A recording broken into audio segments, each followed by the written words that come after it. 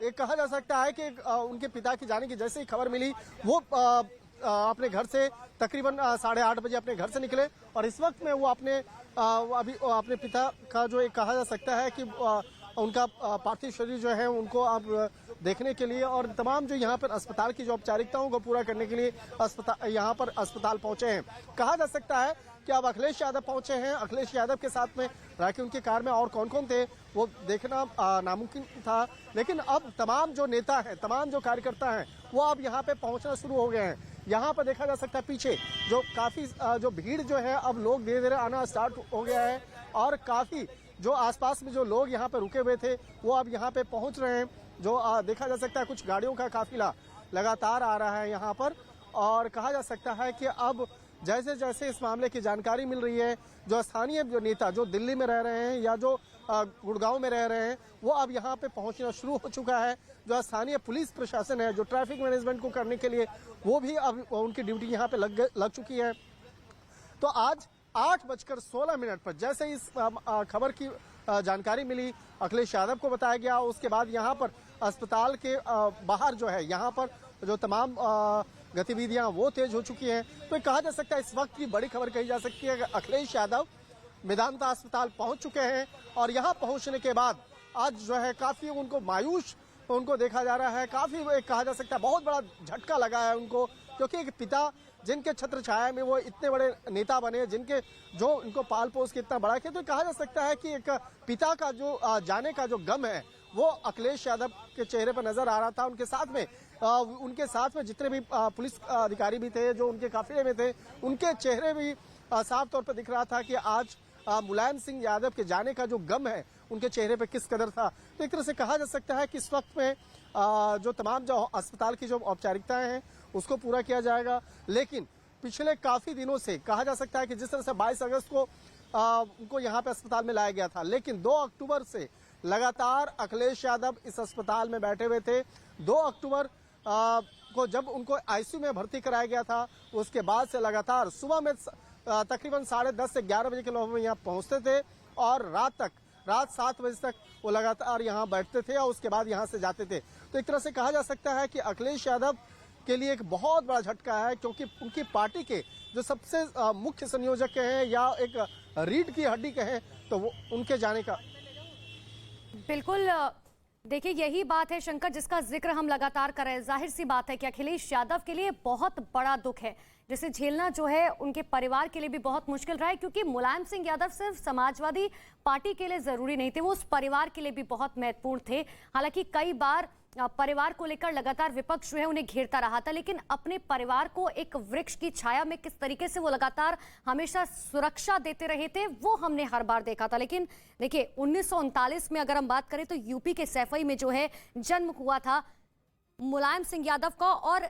ये बात सच है कि अगर आप सैफई कभी जाएंगे, जसवंत नगर आप कभी जाएंगे तो विकास किस तरीके का किया जाना है, अगर अपने क्षेत्र की खासकर बात करें किस तरीके का होना चाहिए विकास, वो आप सैफई की सड़कों को जाके देखिए, वो आप जसवंत नगर की सड़कों को जाकर देखिए कि आखिर मुलायम सिंह यादव ने सैफई और जसवंत नगर के लिए क्या कुछ किया है। हालांकि जसवंत नगर अब जरूर शिवपाल यादव की सीट है, लेकिन पहले एक समय में ये सीट जो है वो होती थी मुलायम सिंह यादव की। तो पहली बार विधायक जो है 1967 में चुने गए, मात्र 29 साल की तो उम्र थी, और उसके बाद जो है देखिए मेदांता अस्पताल में निधन हुआ है। बड़ी खबर हम आपको लगातार बता रहे हैं। तमाम बड़े नेता जो हैं उनका ट्वीट करने का सिलसिला शुरू हो चुका है। सबसे पहले मुख्यमंत्री अरविंद केजरीवाल की तरफ से ट्वीट किया गया, और उससे भी पहले उनके बेटे अखिलेश यादव और समाजवादी पार्टी के अध्यक्ष की तरफ से ट्वीट किया गया, जिसमें उन्होंने बताया कि देखिए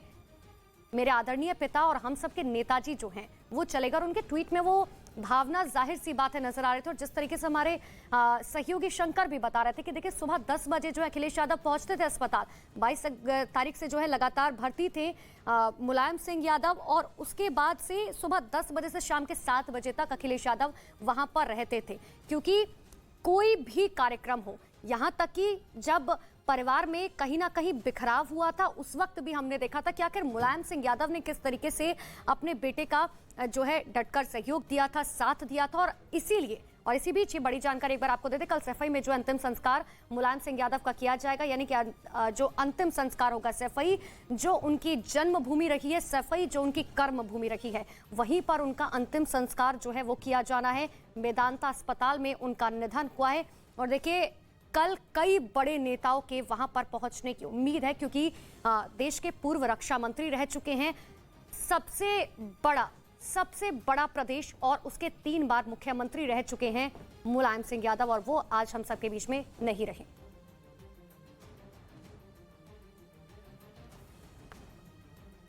तो बेहद दुखद खबर, भारतीय राजनीति के एक युग का आज अंत हो गया है। पिछले कई दिनों से मेदांता अस्पताल में नेताजी का इलाज चल रहा था, पूरे देश में दुआओं का दौर जारी था और हर कोई इसी जुगत में लगा हुआ था कि किसी भी तरीके से मुलायम सिंह यादव की तबीयत ठीक हो जाए, वो एक बार फिर से घर पर लौटे, अपने कार्यकर्ताओं से, जनता से बात करे। लेकिन आज सुबह 8:15 पर उन्होंने अंतिम सांस ली। और इस वक्त जावेद अली हमारे साथ मौजूद है, जो कि समाजवादी पार्टी के सांसद हैं। जावेद अली जी, आज का दिन वाकई बेहद दुखद और हर कोई दुआ यही कर रहा था कि एक बार फिर से मुलायम सिंह यादव की तबीयत ठीक हो, वो घर लौटे और वो मुस्कुराता हुआ चेहरा हम सभी देखें, लेकिन नियति को कुछ और ही मंजूर था।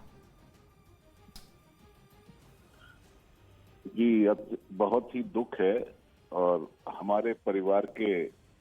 सरपरस्त थे नेताजी। उन्होंने देश के अंदर लाखों कार्यकर्ताओं को सरपरस्ती प्रदान की थी। अब उनकी जगह कैसे भरी जाएगी और ऐसा सरपरस्त हम उम्मीद करते हैं अखिलेश जी उस तरीके की सरपरस्ती समाजवादी पार्टी के कार्यकर्ताओं और देश के गरीब शोषित तबकों की करने में सफल होंगे। नेताजी की बहुत सी यादें हैं, लेकिन इस वक्त मैं इस स्थिति में नहीं हूं कि उन्हें बयान कर सकूं। नेताजी हमारे सब कुछ थे, हमारे सरपरस्त थे, हमारे मार्गदर्शक थे और हमारी नहीं, हमारे देश के कमजोर तबके के लोगों के, अल्पसंख्यकों के, सब लोगों के बारे में नेताजी बहुत ज्यादा सोचते थे। अब इससे ज्यादा मैं सब कुछ नहीं कहने की स्थिति है। बिल्कुल जावेद जी, और उन्हें सादगी बहुत पसंद थी। कहा जाता है कि 55 साल के अपने सियासी सफर में उन्होंने खूब पाया और अपने जनाधार को इस तरीके से मजबूत किया कि हर एक आम इंसान उन्हें अपना नेता मानता था, उन्हें मानता था कि वो परिवार के सदस्य है। लेकिन इस वक्त आप कोई ऐसा क्षण, कोई ऐसी याद हमें बताना चाहेंगे जो कि इस वक्त आपके जहन में आ रही हो? याद बहुत है, लेकिन मैं अभी इस स्थिति में नहीं हूं कि मैं बयान कर दूं। मैं खुद कुछ कहने की स्थिति में नहीं हो पा रहा हूं। ठीक है जावेद जी, हम समझ सकते हैं कि ये वक्त, ये पल हर किसी के लिए कितना दुखों भरा है, कितना भारी है। मुलायम सिंह यादव, जिन्होंने 55 साल तक अपना शानदार राजनीतिक जीवन जिया, किस तरीके से वो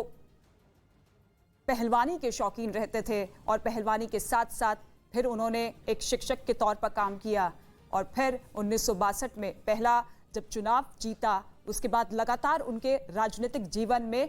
कई उतार चढ़ाव देखने को मिले, लेकिन फिर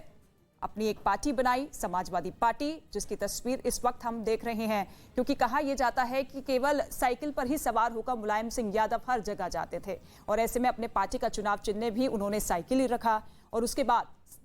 देश के सबसे बड़े सूबे यानी कि उत्तर प्रदेश में 3 बार मुख्यमंत्री बने और उसके बाद उनके बेटे अखिलेश यादव मुख्यमंत्री बने। पिछले कई दिनों से मेदांता अस्पताल में उनका इलाज चल रहा था। डॉक्टर्स की एक बड़ी एक्सपर्ट टीम उनके इलाज में जुटी हुई थी। हर एक राजनीतिक दल का नेता मेदांता अस्पताल पहुंच रहा था, उनका हालचाल जान रहा था, क्योंकि मुलायम सिंह यादव भले ही एक पार्टी के नेता रहे, भले ही एक प्रदेश के मुख्यमंत्री रहे, लेकिन वो ऐसी शख्सियत थी जो कि हर एक दल के साथ इस तरीके से मेलजोल रखती थी कि उनके स्वभाव, उनके बातों को हर कोई मानता था और कहता था कि मुलायम सिंह यादव अगर किसी सिचुएशन को लेकर कोई बात कर रहे हैं तो उसमें गंभीरता है।